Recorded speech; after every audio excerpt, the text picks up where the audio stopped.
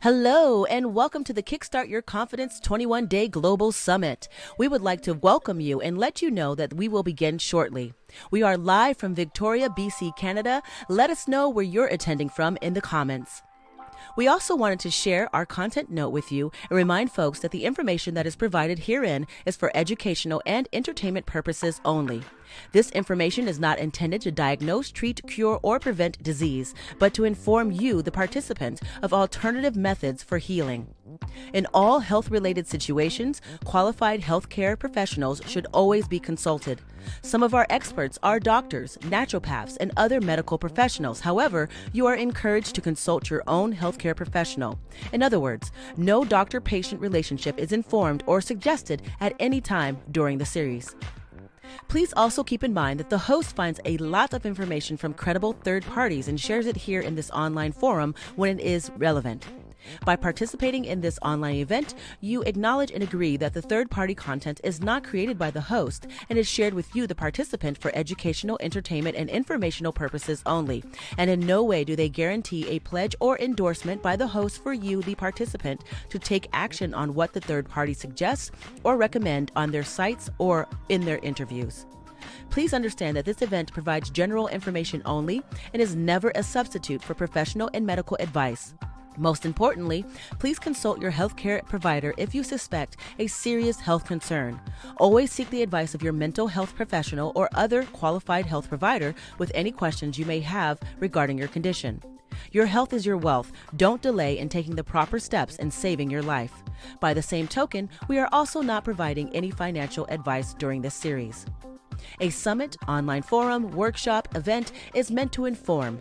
Taking action for your own health, finances, and life is meant to create change. Never disregard professional advice or delay in seeking it because of something you have heard or read that was shared during the online summit. Our platform provides an open and safer space for the critical and civil exchange of ideas that aren't often talked about when it comes to menopause and aging. Some content in this series will include topics and themes that some viewers may find difficult. We will always do our best to give you a proper heads up to prepare yourself mentally and emotionally beforehand. Thank you so much and welcome and enjoy today's show.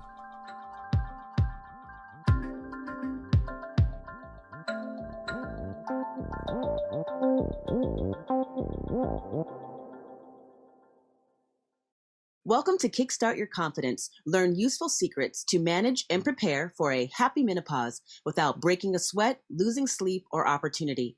My name is Tira Green, and today we have the great pleasure of conversing with Gregory Anne Cox. Now, Gregory is not your typical health and wellness coach. And actually, Greg, as she likes to be called by some folks, she really truly believes that there's nothing that like this is supposed to happen or doesn't happen when you're aging.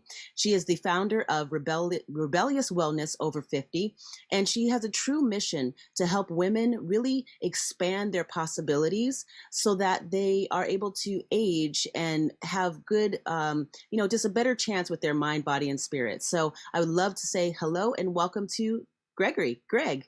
Hey, Tira, thank you so much for having me. Great introduction. Thank you so much. I try my best to, do my best on those introductions.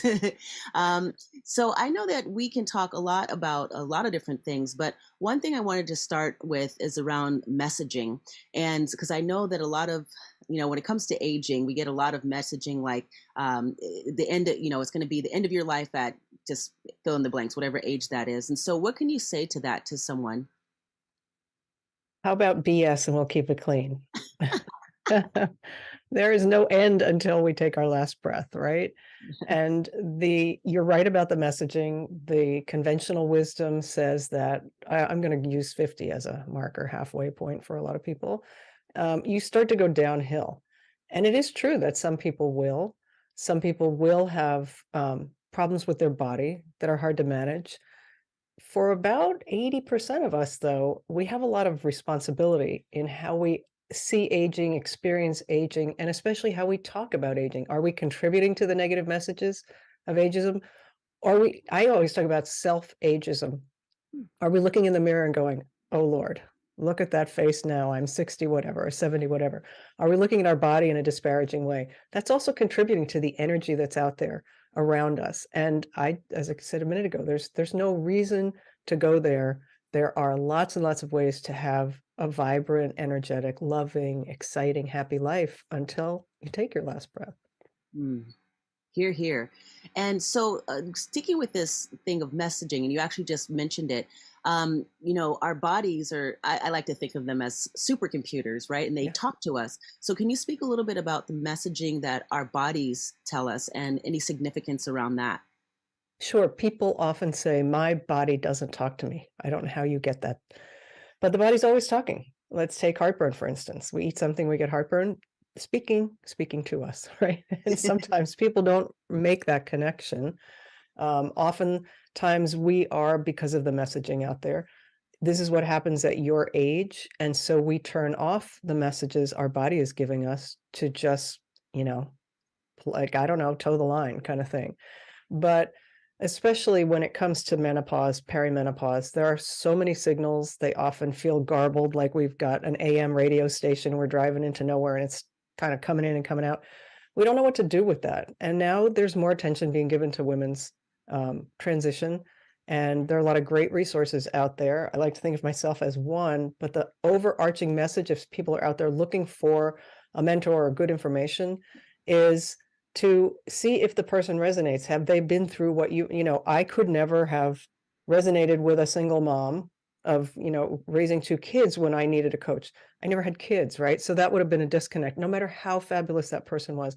So find the person or the group of people that feels like you, sounds like you, has similar life experience than you. You're more likely to have a good fit in that way. And if we're going to invest time and money with a coach or a program or a book, we want it to represent us. We want to see ourselves in that message. Yeah, true that. And just to go briefly about just what the work you do for Rebellious Wellness Over 50, can you tell a little bit about like how that came about and why rebelliousness, you know? I wish my mother were around to answer that question. I think I came in with a rebellious streak. For sure I did. And the idea of rebellious health and wellness is, I think it's an act of rebellion to really stand up for the way that you want to experience aging. And at any age, if you want to go Western medicine, fabulous. I have nothing against it. If you want to use alternative, I would like to see a mix for most people. I think we need some of the technology and the tools that Western medicine offers. And then we can probably make use of healer energy and ancient practices as a combination. Hillary Clinton said it takes a village to raise a child. I think it takes a village to keep us in aging in good health. Mm. So, did I answer the question? Yeah, totally. Yeah, Okay. I was like, keep going. Yeah. Uh, yeah, I think the rebellious idea that we have to get certain tests, a colonoscopy, and maybe you don't if you don't have a history and you don't want that invasive kind of treatment. Maybe there are alternatives now to a colonoscopy. Maybe you don't want to go on a heart medication, even though your blood pressure has just suddenly gone up, which it will do when we lower estrogen in the body. We tend to have higher cholesterol, higher blood pressure, and it's manageable and we can bring it back down, but it will shoot up and then everybody gets nervous and many doctors want to put us on a medication. If medication isn't something that you want to take, there are lots of alternatives, and 80% of the diseases, of the lifestyle diseases like heart disease, diabetes, now even Alzheimer's, 80% are in our power to reverse or never get to begin with. So be clear about what you're willing to put in your body or how you want to experience aging, because there isn't a medication that doesn't have a side effect. I don't care what doctors tell you. Yep. And we're not talking about the ones they say really quickly at the end of advertising, like you could die, you could get asthma, those are very, very rare instances. But almost every medication, I just interviewed a doctor myself, and he said, don't let them fool you. Just because they're not mentioned doesn't mean something. It's usually an energy thing. Mm. Many medications, especially when you have two or more, starts to lower our normal energy and vitality. So you may have lower blood pressure, but you're not feeling like yourself, right? You don't have the vitality to do things that you would want to do. So rebellious wellness is really about aging or being well in your own way, finding the resources that you need. That's fantastic. And I'm all about a little bit of rebellion as well. So I think that's great. And I also appreciate that, this makes you an entrepreneur. So when you have you always been an entrepreneur, or is this like a journey that happened, one day you were like, I'm 40, I'm 45, maybe I should be an entrepreneur. Like, what was that journey like for you?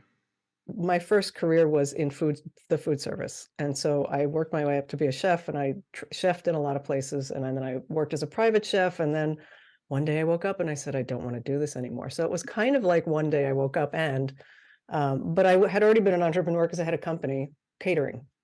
So the rules of catering and management of that do not really apply to coaching and online businesses. And, I got a lot of referrals. That's how my business stayed in business. When you end up on the web, it's a whole different world now.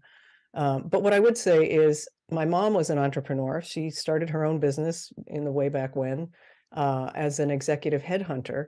So I had that model, that role model, but also the reality of it being difficult. So when I first started as an entrepreneur, first got certified as a coach, I went to work for a company that offered coaching for 2 years so that I got experience. I was also getting paid, because one of the worst things you can do, people listening, starting a business without any money and any income, it's going to be the stress that you don't need on top of all the other things that you're doing. So I've always had this desire to work for myself. And it really did come from, I just couldn't cook another meal for somebody else. Fair. Yeah, I've had a lot of friends who are caterers or professional chefs, and it's hard work. I mean, Yeah. feeding people is it's not all roses. I don't know if a lot of people realize that, right? Yeah. Yeah, it isn't. And it is an act of love, and it is a healing thing. So I wanted to be a doctor when I was a little girl, and that was not a dream that was possible for me for a lot of reasons, but I never lost the desire to help people and have them be healthy. I just sort of came in with that. And so food was a way. Not every meal I cooked would be considered healthy by, modern day standards, but the nourishment was often an emotional piece. People were gathered, they were sharing meals together with their kid birthday celebrations. And to me, that has a great energy. And I loved being a part of that. Fantastic. So, okay, let's talk about just speaking to just being an entrepreneur and keeping on this topic here. So, like when you're ready to start selling something, like what do you have advice for folks? Because maybe it's not the right time for them to do it, even though they think they have something to sell. So, what can you advise or give guidance around that? That's a big question, Tira. Okay, the short answer is fall in love with your product and what you do, whether it's a physical product, a widget, or a book, or you offer a service to people. And you have to then know what it is you really do for somebody. Like somebody could sell me this cup and I could put water in it, which I did. But why did I buy the cup? Because I love the color. So Oh, what we do and what we say we have for sale has a benefit to the person more than just the thing or the service, right? But you have to clearly understand that. Because if you don't understand it, you can't convince, or not convince, you can't offer it to somebody who may be the perfect person to receive it. They won't get it unless you've gotten that message clear about why you, why now, why your product. And that takes a while. And just taking a class and building an online program. I know it's a very popular thing. Let's do an online program and put it out there for sale. If you don't have people to sell to, if you have like 25 people that are on your mailing list, even 200, and they're not engaged and you never made an offer before, you're likely to be disappointed the first time you put it out there. It's just, there's so much that goes into this online business, not to discourage people. Absolutely do it. It's fabulous. But it's a little bit of work to get clear on that. What I said, what you do, who you do it for, and then be the first person to love it. 100%. Yeah. And I think these are very tangible. And it's also just reality, right? Because I think a lot of times things are sold to us, of like, this is going to, you push a button and you're going to have $1,000 a day, very quickly, right? Right. Yeah. Yeah. Not going to happen usually. No. So, so when you say that, just there's a reality to it. So how would someone really start to find their love, their craft? Because I mean, going from letting food be thy medicine and in healing food in that way, and then going to coaching, like how did you find the love in your transition to really just dive right in? I think having been a chef, I was just a natural coach. I studied psychology in college, but not exactly coaching, but still the science of people, right? And having people rely on you not only to order food in a restaurant, but the people that are making the food, all of their emotional highs and lows throughout the day. As you know, you mentioned it's a tough world in kitchens. And anybody who has had employees knows that it's always a work in progress, the communication piece, the culture piece. And so coaching was just a sort of a natural extension. I did want to go back to school Mm. when I decided to become certified as a coach. I wanted to go finish my psych degree, but I was living out in the Hamptons in New York. There was no school. I didn't want to do an online program. And so coaching seemed like a fit though. And it turned out that it was a really good one. I would say a lot of people that start, and by the way, over 50 women are the largest demographic of people starting businesses as far as last year's information that I could get. So lots of women jumping in. Don't be afraid to. Many people come with a passion. Like they had their corporate career or they raised their children, but they always wanted to do this thing, whatever, paint, I don't know what it was, cut hair. And so then, but please, please, please get a full picture of what it's going to take and set some realistic goals for yourself. Like, I want to be a coach. I want to go online. I want to do this. That's all great, but it's not really like everybody sells the 6 figures a month. You can earn six. If you really think about that's $10,000 a month to earn yourself by selling things or to have part of your online marketing work for you. It takes a while to get there. And I think people are afraid to say, I want 4,000, I want 4 figures a month. There's nothing wrong with that. That's 35, 45, 50, $60,000 a year. It's incredibly outstanding amount of money for a first year of anybody doing this, unless you have extreme amount of funding and people doing marketing for you and that kind of thing. Most of us bootstrap the beginning. Mhm. So that's my advice. Fantastic advice, and it's this very real and tangible. And actually, one of my mentors, I'm on a weekly call every Thursday for the last, I don't know, 3 years or so. He was actually just talking about that yesterday night, and he was just like, okay, for some of you, you're not doing anything, you're just kind of stuck. And he's like, here's a game plan. Stop thinking of these big goals, but think about, like, what if you chunk it down to like $4,100 a month? What would that do for you, right? And so, just like you Mhm. said, it's not about these big, because sometimes we kind of psych ourselves out and then we don't actually take the action, right? Because it's just Yeah. too big, right? Yeah, or that first failure. Like I said, you learn how to do the online course. You've invested $2,000 to learn how to do the online course, and you're thinking, I'm going to get it back within the first 5 sales or something. But if you don't have there are all these pieces that go into that. And then if you get super disappointed because the first launch didn't work, maybe you made 1 sale, maybe you didn't make any. Like you said, it can put you back or where you're not going to want to take action. You're going to think like, oh, I'm not good at this, or I'll never make it. And just like everything else in life, when we look back, I'm sure every woman has at one point in time said, oh, I'll never do that again, or I'm not good at this. And then we find out it's all good, right? We are fine and we will succeed. So don't let things take you out, but the more prepared you can be and the more belief you have, like I said, fall in love with your stuff first. So let's take a break from the entrepreneur world and let's talk a little bit more about, your rebellious wellness, right? Your ideas and your ideology. So when it comes to, like, for example, strength, our bodies, and as we're aging, sometimes it's, definitely real that, for example, osteoporosis can happen, right? There's the porousness of the bones. However, like, I feel like you have a different take on strength and your body as you're aging. Do you want to share that with us?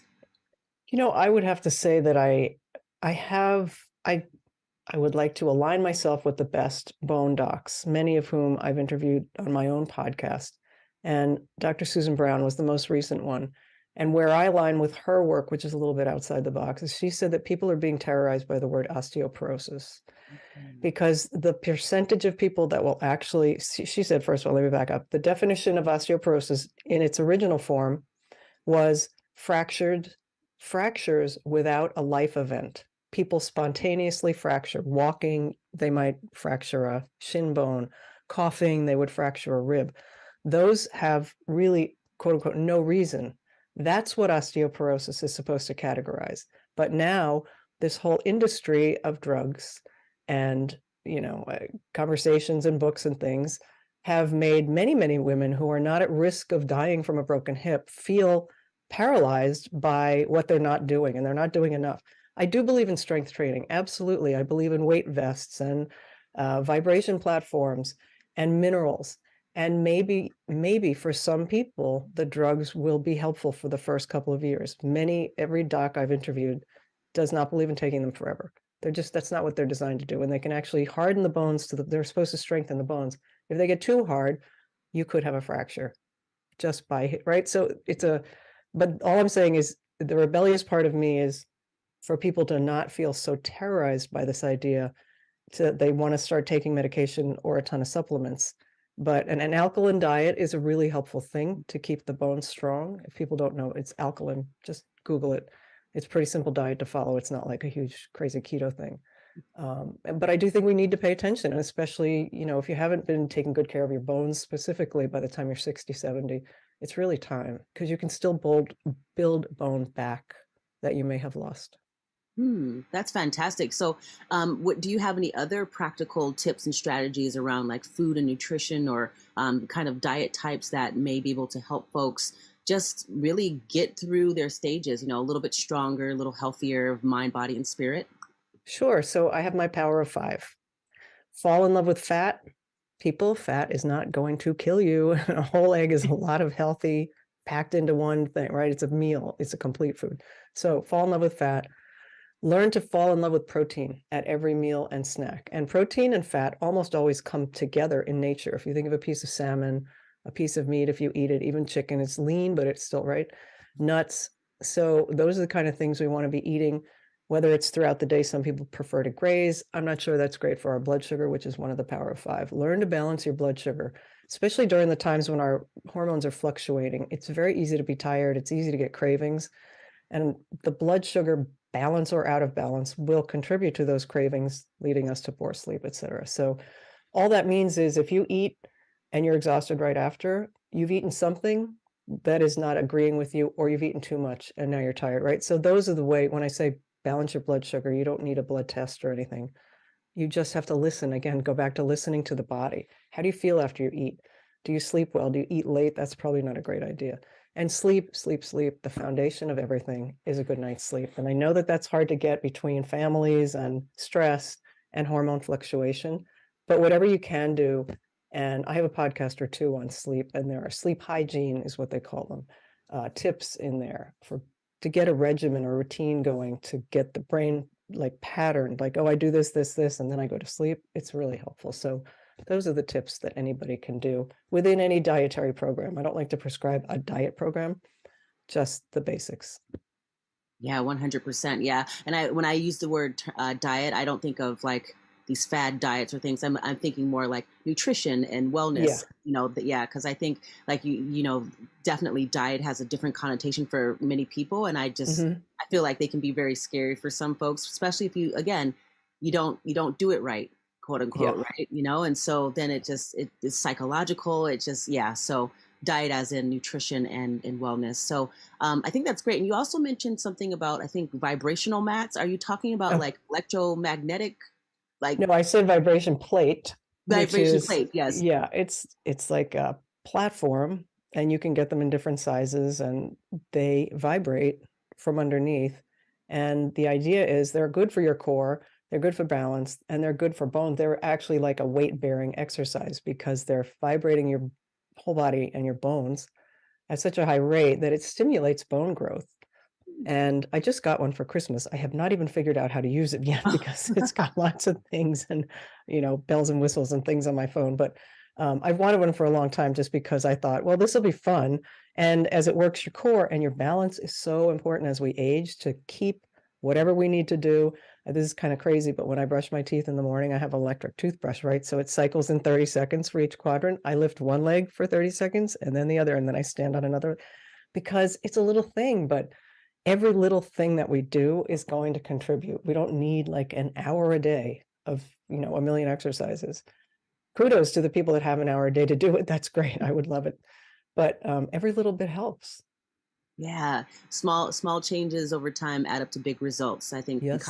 Kaizen approach, right? hmm And then so any other like little nuggets that you really like to share that maybe you've experienced that have really been beneficial for you as you've been this rebellious warrior? You said mind, body, spirit. We haven't talked about spirit, and we started the conversation talking a little bit about mind, the conversation, what we hear. One of the most important things is if you believe it, you will see it. If you believe you're going downhill, guess what?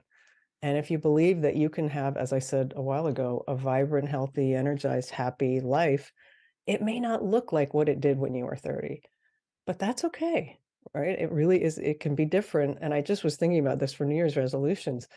We tend to disregard we have a big 2022 in these 5 areas. But what about the little things that did go well, that we did accomplish, that we felt really good about ourselves for? That's the same thing with aging. And the mindset is the beginning of everything that goes on in the body. Everything is food is one of my mantras, and that includes the media, the people in your world, your environment, literally what you eat, what you think, your mean girl words, they are causing stress in your body. So really that is one of the keys to is get your mind around the idea that this is good because you know what? Every day above ground is better than the alternative. Mm, speak the truth. And do you like recommend for folks to have like a journal when they're going through these different stages to like track things, or do you not recommend journaling, or do you have other little, tangible ways for people to see what they're doing and the growing? I really think that's such a personal thing. I love to journal when I love to journal. I don't make myself journal every night, but it's by my bed, and I have one in my office here for certain if I'm working through something. But some people, when I do 100-day challenge, I put myself on 100-day challenges every once in a while, like a plank challenge or who knows what. And I like to see that on a paper calendar so I can cross it off and I look at it and I see the rows, accumulating. So really whatever helps people. I think journaling can be a really great tool. But again, not if anybody is going to judge themselves like they didn't journal right because I only wrote 100 words or Right. just let it flow. It's life. Life is all of energy, energy flowing. That's how we should be. Yes, energy, energy. We are energy in motion. That's what emotions Mhm. are. Yep. Yep. Wow. Okay. So I feel like there's, you really touched on just the entrepreneurial aspect, the mind body, spirit connection.